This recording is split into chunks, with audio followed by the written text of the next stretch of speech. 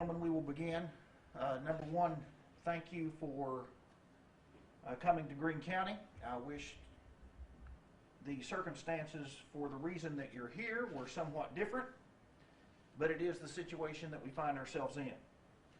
First off, let me thank, number one, the residents and the citizens of Greene County who have called and expressed their support and their patience and their understanding. I want to thank our local health and medical officials who have also expressed their support and assistance.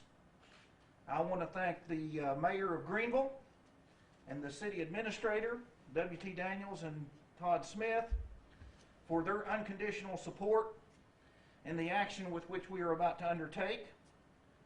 I also want to thank all the department heads, elected officials, and members of the County Commission that have called, sent emails, text messages, and expressed support that we are doing the right thing. It's not lost on any of us here in the room, and we have a great number joined with us. We have the director of our health department, Kathy Osborne. We have Rebecca English from the Northeast Tennessee Regional Health Department. We have Dr. Dan Lewis with us, who is a leading medical professional here locally and a COVID survivor. We also have Todd Smith from the town of Greenville, the city administrator. We have our county attorney, Roger Woolsey, and our director for HR, Aaron Elmore, our building and zoning officials, and members of the media. We are in unprecedented times and circumstances that call for action to safeguard our citizens, our employees, and some would say most importantly our economy. Greene County was one of the first counties in Upper East Tennessee, or the first county in Upper East Tennessee, to declare a public health state of emergency on March the 20th, 2020. I'm sure you would join me in thinking that that seems like an eternity ago. Since then, we have canceled school, closed our economy, and seen our citizens often scared and frightened for the future. However, we've arrived at a day when the cases, the active case count, and the number of total cases in our county have nearly tripled over the course of the last 21 days. I've received a very well expressed letter from the Greene County Medical Society detailing their support for the recommendation of a mask mandate. We must find a way to continue to work, live, and play in these unusual conditions and these unusual environments. Recent events of drastic increase and sharp rise in the number of cases have caused many to be impacted, some mildly, some drastically with significant loss of health and even their life. We are requesting with this action, this executive order number 1,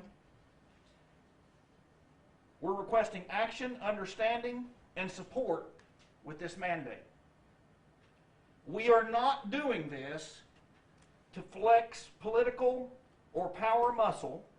We are doing this asking for consideration of those most vulnerable among us, the aged, and knowing that this disease is new. It's never been observed before in humans, and it is very unpredictable from person to person, meaning that I may get it and my symptoms may be very mild, almost cold-like. But I could give it to someone who is much more vulnerable than myself, or even another otherwise healthy individual, and it may make them very, very ill. So is it too much to ask to look out for others, as this is the challenge of our day? Previous generations have done tremendous things. They've gone to the moon. Future generations will probably find a cure for cancer. But this, regardless of how it got here, it is here, and it is the challenge of our time. So this is my challenge with the administration of this executive order. Let's do this together. Again, we can find a way to work, live, and play in this strange environment that we're in. And we can do it for the betterment of us all. What I have asked, and I'll dispense with the whereases as the members of the media may have some questions for our medical professionals, but effective at 12:01 on Wednesday, July the 15th, 2020, just a few hours from now, I'm asking that all residents, visitors, employees, or patrons of business, industry, restaurants, retail, organizations, or venues be required to wear or shall require the wear of use of infection control mask or other such facial coverings to assist with the control of droplet, breath, or projectile transmission of COVID-19. Since the beginning of this pandemic, declared by the World Health Organization, the U.S. Surgeon General, the Centers for Disease Control, the President of the United States, our governor, and myself, there has been great debate about the use of infection control mask or facial coverings. Who does it protect? What protection does it provide? Are they effective? The Centers for Disease Control has led the way in determining that a facial covering or infection control mask cuts down at least somewhere in the neighborhood of 80% of the infection rate of COVID-19. Therefore, infection control mask, we're asking infection control mask or facial coverings be worn properly, covering the nose and the mouth in all environments, especially in the public, where the general public activity, like grocery store and shopping or other locations and activities, or where large groups may congregate and close prolonged contact between persons is likely, and where social distancing cannot be maintained. We're asking that they should not be worn by children under the age of 2, anyone who has trouble breathing, is unconscious, incapacitated, unable to remove the mask without assistance, or otherwise has a condition in accordance with the CDC that would preclude wearing a mask.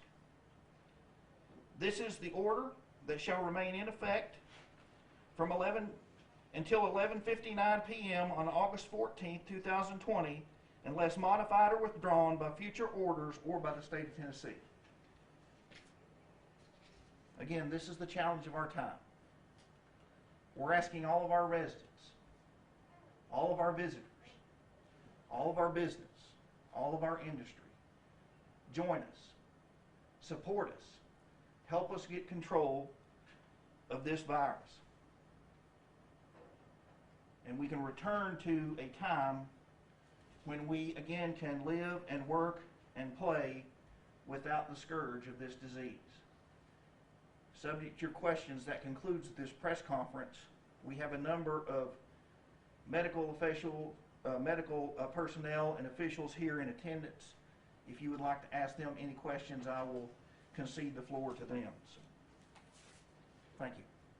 I have one question for you, Yes. Mayor. Can you talk about the enforcement of this mask mandate at all? When there is no weight of state law actually attached to the governor's executive order, therefore technically this is not enforceable. But despite that fact, we're asking members of the public, business, industry, restaurants, retail, any of our visitors that are coming here where social distancing can't be maintained, is it too much to ask to do something for someone else to wear a mask? Are you compromising your integrity, your civil rights that much that it means that much that you could put someone else at risk? So that's what we're asking, but technically, no, it isn't not enforceable. Can you speak to the question of that this is a politicized mandate and that it's infringing upon people's freedoms, so to speak? Well, I do know that there have been a number of deaths across the country, a number of deaths across the state of Tennessee, and they are all and each very, very unfortunate. And I don't think there's any political affiliation attached to those deaths. This is a very serious illness, or it can be, and should be taken seriously.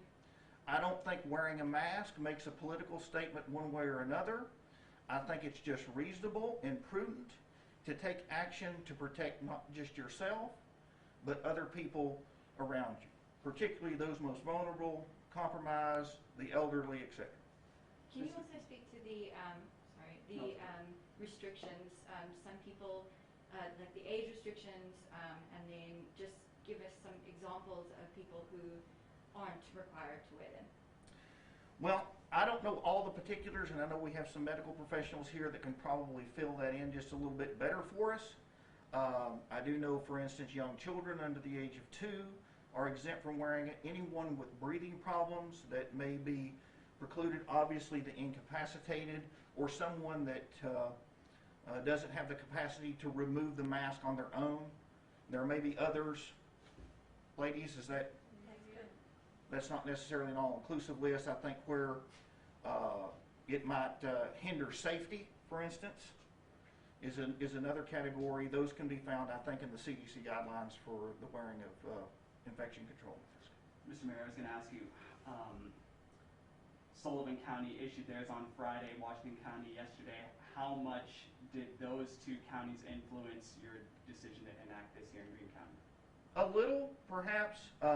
The biggest thing for us is that the state Supreme Court issued a mandate for all folks entering the main courthouse that they would wear a mask while they were present. We have security at that location, so they can enforce folks coming into the main courthouse to wear a mask. Here in the annex, and we sort of have divided facilities, if you will, we don't have sort of controlled or limited access or monitored access to be able to enforce that. So we had to work out the logistics in order to make that happen, in addition to the fact that we have had, sharp rises in cases over the last, particularly over the last 7 to 10 days. Was there any discussion about implementing this sooner? No, I mean, not really. I mean, I was actually interviewed, I think, by WJHL not long ago and discussed about what we feel comfortable, or what I feel comfortable as the chief executive in doing in terms of telling individual people what they must or must not do.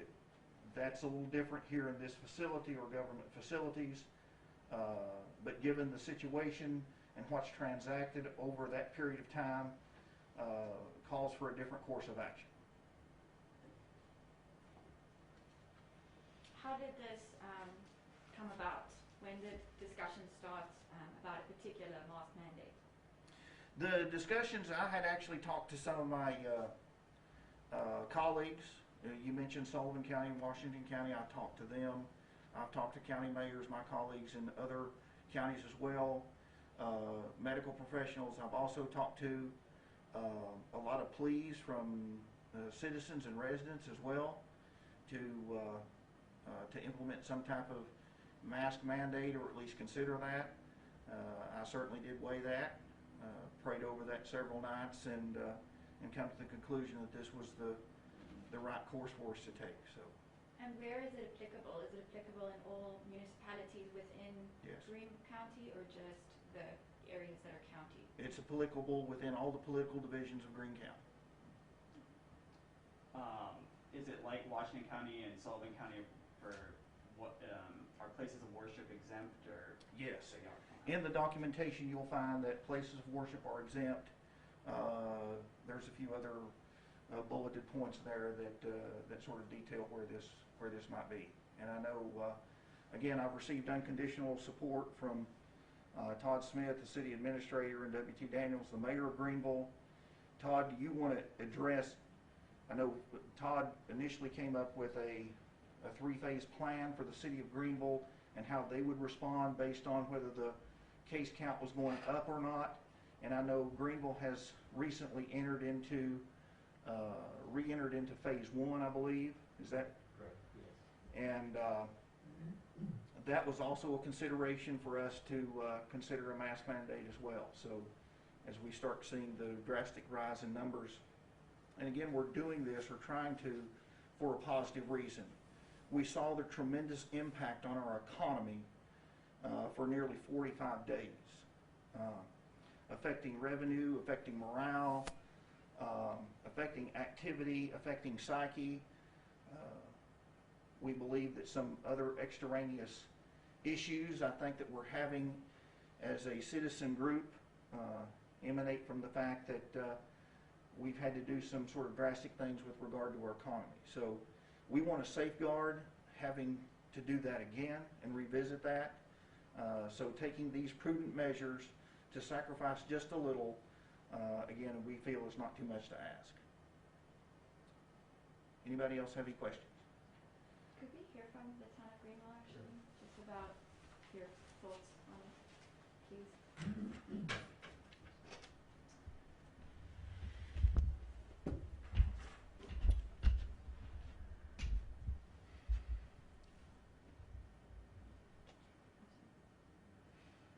Do you have any input on it? So as of yesterday, on the 12th of July, no, 13th, I'm sorry. I'm getting my days mixed up. 13th of July, yesterday, Monday, the town of Greenville went back into phase one of our reopening plan. So our reopening plan, it's a three-phase approach to reopening our town government. It's all based on numbers. So it's based on the number of active cases we have in Greene County, and it's also based on the consecutive number of days of new cases. So when we reach a certain threshold, we will either go forward, or in this case, we have gone back over the past 2 weeks. So that's the numbers have driven our decision to go back into phase one. Essentially, phase one for the town of Greenville only affects town government, so it closes down essentially most of our facilities. Today, town hall will be closed. Our parks and recreational facilities will be closed. Our senior center will be closed today. So all of our government buildings are closed. Now, with that said, all of our services and all of our government functions are still open. We're still staffed. We're still providing those key essential services to all of our citizens. So all of the local government services that our citizens have come to expect, they are still out there today. We have just closed down our facilities, and we're asking people, if you've got business with the town of Greenville, call us, email us.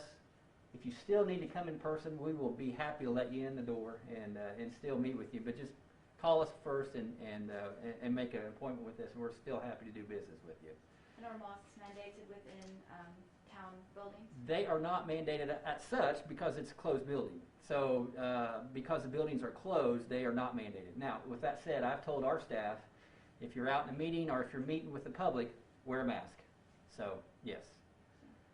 Does the town encourage town citizens to follow the mask mandate? Absolutely. Absolutely. We strongly encourage the mask mandate. I think Mayor Morrison has shown great leadership in establishing this mandate. I think a small step of wearing a mask could go a long way of reducing these numbers that frankly have put some concern in us at the town, and I know with the county mayor. So a small step of wearing a mask will hopefully decrease those numbers so that we can get back to a somewhat normal life, and we can get this virus spread under control. Any other questions on the town? Great. Thanks. Could we get an update from the... Yeah, Dr. Lewis, would you like to offer a few comments? This is one of our leading medical authorities and a COVID survivor, so he knows this situation well. Unfortunately. Well, again, thank you all for being here. I appreciate the opportunity to be here. My name is Dr. Daniel Lewis. I speak as a proud citizen of Greene County and also from perspective of a medical professional now for nearly 20 years, and as a survivor of COVID, having suffered the disease in March of 2020 and suffering through the next 6 weeks of rehabilitation and hospitalization from that. So I'm very thankful for Mayor Morrison, City Administrator Smith, and for the support of the town mandating the mask wear. The medical society and medical professionals in the town are very much in favor of this as a group, and as such have issued a statement to Mayor Morrison reflecting our support for the mandate as such. Again, more and more evidence is coming out on a daily basis nearly that shows that masks are effective in helping limit the spread of COVID-19 transmission, both personally and for those around you. And so in that regard, we very much support mask wear and ask that you wear it any time you are exposed to anyone, not only to protect yourself, but also to protect the less vulnerable around you or those that may not be able to. Mayor Morrison addressed there may be some individuals where it's difficult for them to wear a mask, or there may be medical exceptions where it would not be appropriate. But those are limited and rare. Most individuals can wear a mask and can do so quite well. Oxygen will pass through the mask quite well without any concerns for that. Our surgeons and medical staff wear them for 12 to 14 hours a day routinely and do well in those. So again, we think it's not thought to be a detriment to your health at all, and we're thinking, it's a very small step that you can do in order to facilitate and help us potentially gain control of this virus, help us control access to our facilities, and continue perhaps to get towards what may be our new normal as we go forward. If we hope to return back to a normal state, there have to be some sacrifices made now in order to get back to that in the coming weeks to months. How are you feeling? Overall, I'm feeling really good. In general, I've been very blessed. God's been very good to me. I've made a great recovery. There are individuals that suffer from this disease that have long-standing and still long-acting effects, and I do have some effects, but they're relatively mild, and I continue to make progress every day. So I'm very thankful for that. Doc, since you can talk from personal experience, what do you, say to the skeptics that are just still kind of maybe in denial about all this and the whole wearing a mask thing and all that? I bet you can speak from it personally. What do you say to those people? Well, it's hard to really address that because to me it is so personal, and it absolutely is not a fake or a virus. I've had allegations of being paid by the government, all kinds of things for the statements I've made, but it is very much a personal issue for me, and it's one that affected I and my family greatly for nearly 3 months of my life. I was a relatively healthy and thankfully remain a relatively healthy man, had very few health concerns before this started in my mid-40s, and yet it nearly crippled me for 6 weeks and nearly took my life. It's a political virus. I've known Republicans, Democrats, Independents, and all shades in between that have suffered from this virus. I don't think it's a political issue at all. I understand that there may be politicalization of it given our current time, the election setting, but it's not a political virus. It's a virus that can affect certainly the elderly and the children. Those are very significant. We've had children be hospitalized and be very ill. I've had friends that have children hospitalized for a period of months. Again, it's not just the elderly or those at risk. It can be other individuals, and even more so if you are blessed enough to be mild and asymptomatic, as Mayor Morrison alluded to. You may spread that to someone who doesn't have that same degree of health that you have, that may be immunocompromised or have other issues they're facing, and their outcome may not be as favorable as yours could be. So not only for yourself, but also just to protect the welfare of those, social welfare of those around you, I would please advise and ask that you please wear a mask. This is a very real virus, unfortunately, and we are now faced with it in our community. Doc, could you speak to the effectiveness of cloth masks? I see you're wearing a cloth mask, and obviously a lot of people cannot obtain these medical masks. So could you speak to some skeptics, again, who might not believe that a cloth mask could be very effective? And again, in medicine, we try to do most everything based on evidence, and we haven't really been faced with a situation where we've been asked in the past, hey, in this country we've not routinely worn masks in general, whereas maybe in some far Asian countries or far Eastern countries they have. So we didn't have a lot of evidence to start with, but there is more and more evidence coming up that they seem to be very effective. Certainly a mask, just a general rule of thumb, if you can hold it up and you can't see light through it, it's going to offer protection against something. The more that we study, the more we find that even a simple bandana. There was a study done that I saw a few weeks ago that using a simulated mannequin head with a sneeze or cough showed that a simple bandana wrapped around the face reduced the distance of droplet spread from 9 feet to 3 feet. So a 67% reduction in droplet spread with just a bandana. Typically with cloth mask, if you can tolerate a double layer mask, a mask has 2 layers, made of quilting cotton that's 180 count or more. So, you know, your sheets are normally 400 to 500 count. So at least 180 count or more seems to help catch those droplet particles that are there. Yes, the viral particles may be smaller, but they travel on the droplet precautions and on the secretions that we have that come through. So if you can block those, then by all means they seem to be very effective. And some evidence now is suggesting, as Mayor Morrison said, you know, 60% reduction for yourself and perhaps a 90% reduction if 2 individuals meet both wearing a mask. So I do think cloth masks are very effective. There are lots of folks in the town and community that are making those. I've seen people volunteer to make those for others. And by all means, yes, we think cloth masks would be just fine. Really, the surgical mask and the N95 mask and things probably should be reserved for our healthcare communities where they're dealing with those with the illness. And we certainly don't want to get a situation where we don't have the personal protective equipment to help them do their jobs well. Do you have any idea if how Ballot Health is doing here in town with regards to resources? So again, I'm not really here to represent and speak on behalf of Ballot Health. I'll leave that up to their things. But currently, we, you know, as far as in my work environment, everything seems to be fine. Could we speak to the numbers in the county? And then for the health department? No problem.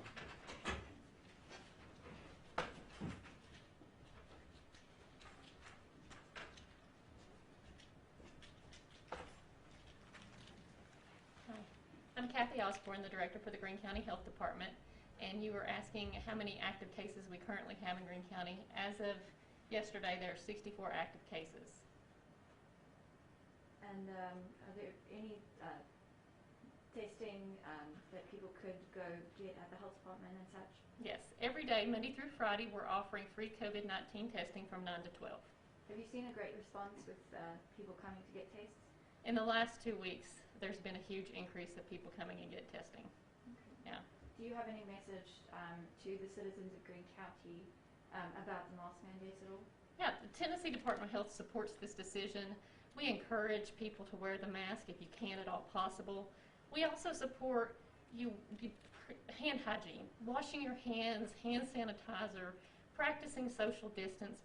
All of these measures are very important, and they're simple ways that we can help reduce the spread.